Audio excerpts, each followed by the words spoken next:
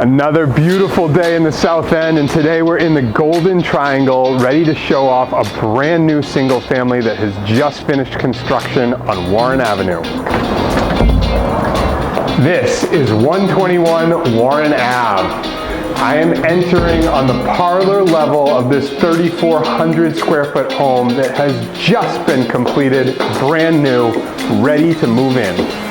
Here we are in this high design kitchen, beautifully done with the best in appliances, including Sub-Zero, Wolf, the Cove dishwasher, and the all important pot filler.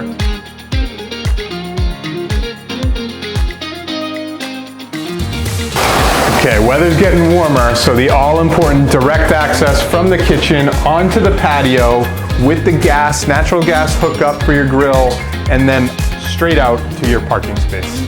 Here is an impeccable primary suite that easily fits the king-size bed and has the south-facing windows with incredible natural light.